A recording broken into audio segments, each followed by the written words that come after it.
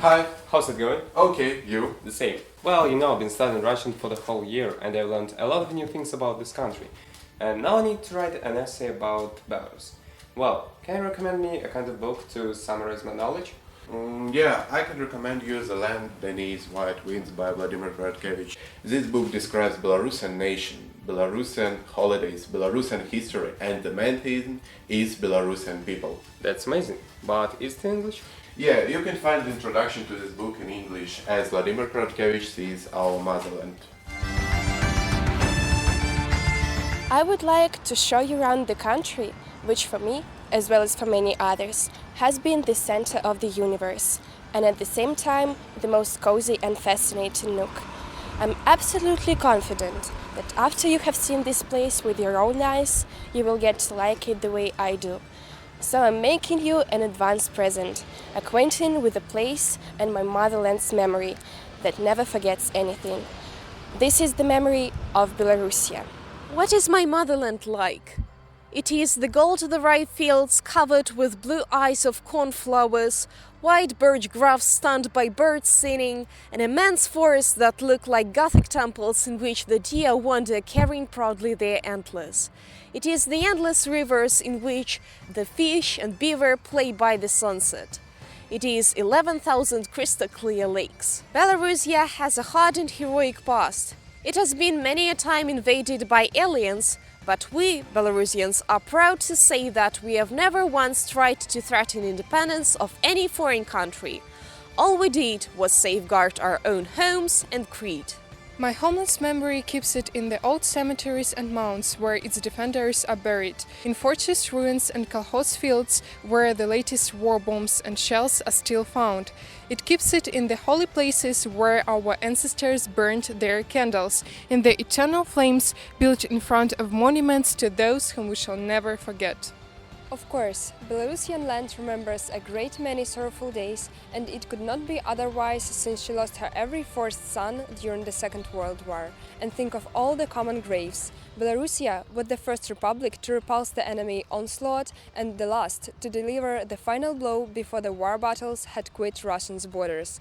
And it also remembers the concentration camps where every minute somebody died or was killed, as well as the gallows and executions. And in the forests, about 400,000 armed people risked and gave up their lives to clear the country of the aggressor. A wife was ready to give up her husband, a mother to send her son to the purgatory and follow him in everything he was going to do. All this was done to safeguard what I have mentioned above: freedom, creed, ideas, and fatherland. All this was done to allow to raise the plundered country from ruins, to make it prosper and become ever more beautiful. But most of all, my native land's memory remembers people and their heroic labor, tilling the land, digging wells, growing orchards, building wonderful houses of wood and stone, singing full breath, writing poems about love and happiness. We also bear in mind that we have to develop our own culture, whatever obstacles might rise. We built our own folklore and libraries 1,000 years ago. We were the first in the world to print the Bible's translation in Belarusian. And today we keep writing wonderful books that will stir emotion and capture imagination. We cherish the memory of poets and writers by setting up museums. It might be a palace or a peasant hut in the places where their talent flourished.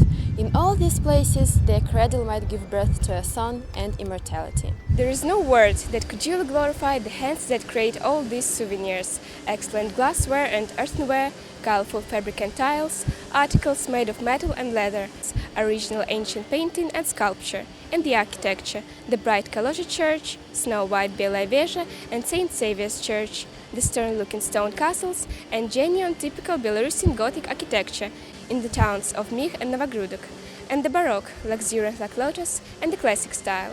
We cannot leave out the incomparable wood-carving art in which a peasant's axe can work miracles. Our brothers and sisters fought to keep our country independent and preserve its wealth: rivers, forests, lakes, ancestors' mounds, books, songs, experience. There is an ancient principle which, after little transportation, has been adopted by a generation: soul to people, life to homes, heart to woman, honor to no one. I hope you will like my motherland and respect its traditions. She deserves it, my Belarusia. Спокон веков нам засталася спадчына паміж сваіх і чужакоў. Яна нам ласкай матчынай аб ёй мне баюць казкі сны вясеннія праталіны і лесу шелест верасны і ў полі